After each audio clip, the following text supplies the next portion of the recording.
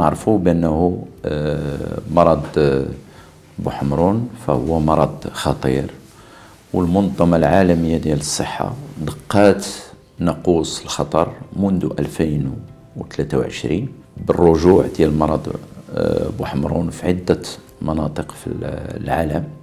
وحنا بدا هادشي في سبتمبر 2023،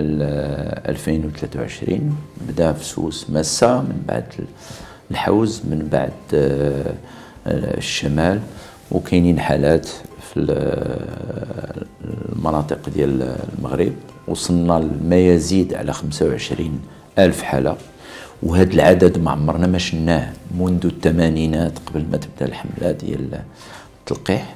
مرض بوحمرون فهو مرض ناتج على فيروس، هو الأعراض ديالو تيبداو بالحرارة، السعال، العينين تيدمعوا، من بعد تيبداو الحبيبات حمرين، داكشي علاش نسميوه بوحمرون، مورا الودنين وتيبدا نازل. ولكن في داك 4 أيام الأولى اللي قبل ما يبدا بوحمرون فالإنسان تيكون معدي، ونعرفوا بأنه مرض معدي بزاف.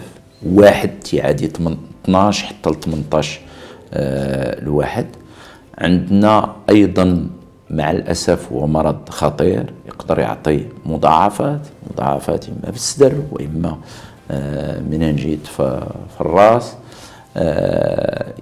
واللي يقدروا يؤديوا بعض الأحيان حتى للوفاة. ونعرفوا بأنه مثلا عندنا 116 حالة وفاة، وفي هاد 116 الحالة ف 44 منهم أطفال دون الخامسة. ماشي معقول أنه عندنا لقاح اللي هو لقاح فعال، اللي هو لقاح آمن، اللي هو لقاح ناجع، واللي إلا دار الواحد 2 ديال الجرعات فتيكون محمي حتى ل 98% ومجاني. ما خصناش نشوفوا هاد الحالات. مع الأسف شنا هادشي التفشي نظرا لضعف التغطية، الناس نساو إما في وقت الكوفيد ما لقحوش وليداتهم. اللقاح ديال بوحمرون فهو لقاح اللي فيه 2 جرعات، ماشي الأولى والأخرى تذكيرية، ولكن الأولى في 9 شهور والثانية اللي هي جرعة ثانية في 18 شهر. أنه هذا اللقاح كاين بالمجان في المراكز الصحية، وكاين كذلك في القطاع الخاص عند الصيدلي.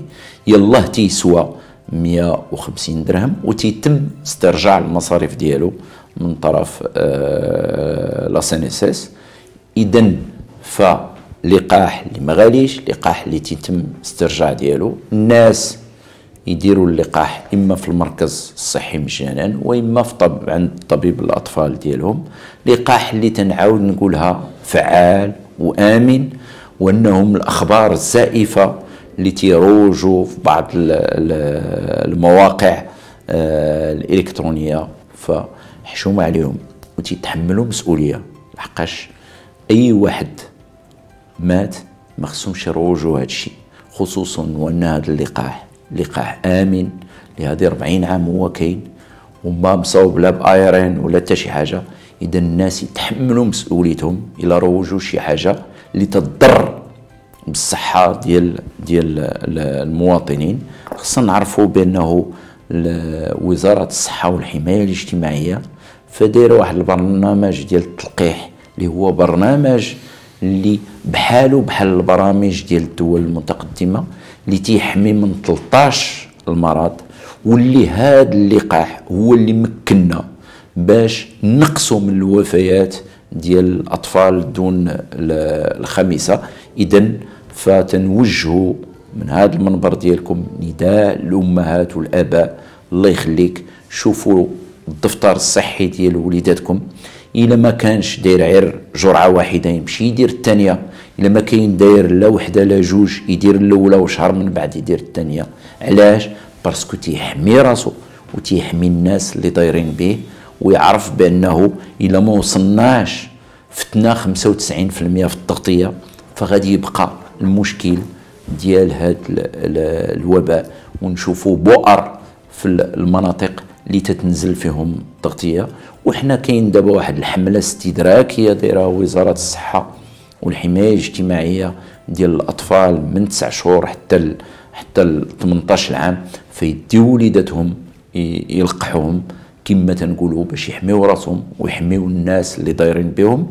نعرفوا ايضا بانه كاين واحد العمل بالكاع المكونات ديال الدوله، وزارات الداخليه اللي تدير واحد العمل جبار، وانها تدق على الناس في الديور، الناس اللي ما ملقحينش ولادهم باش يمشيو يلقحوا وليداتهم باش يحميو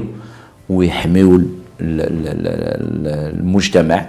وكذلك وزارة التربية الوطنية اللي في المدارس وفي الثانوية وفي الليسي، كوليج والليسي، انهم تيفيريفيو تا هما الدفاتر ديال التلقيح باش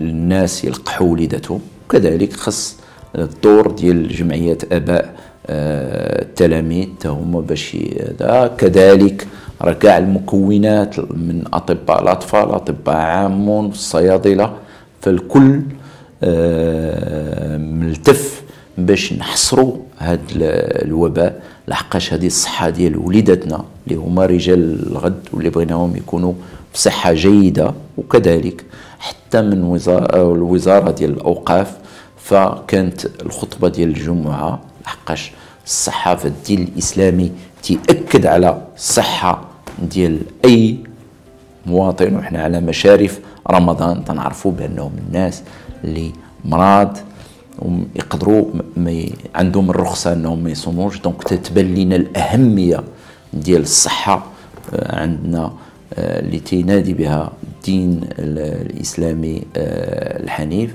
فنبهوا الائمه مشكورين الاهميه ديال اللقاح والاهميه ديال الحمايه. الواحد الا ما عرفش ولا مشى ليه الكارني راه ما كاين حتى مشكل لا عاود لقح، راه ما غادي يوقع حتى شي حاجه. عر الا كان الشك من الاحسن يكون اللقاح، وانه فاش يكون واحد لوكا مثلا في الانترنا ولا هذا بان، فتلقحوا كاع الناس اللي دايرين في 72 ساعه باش ما يتمش الانتشار ديال الفيروس. اذا ف تنوجهوا هذا النداء للامهات والاباء، الله يخليكم شوفوا الدفتر الصحي ديال وليداتكم، ولا ما كانوش اما ما مكملينش ولا ما ملقحينش، لقحوا وليداتكم لحقاش تتحميوهم وتتحميو كاع الناس اللي دايرين بهم.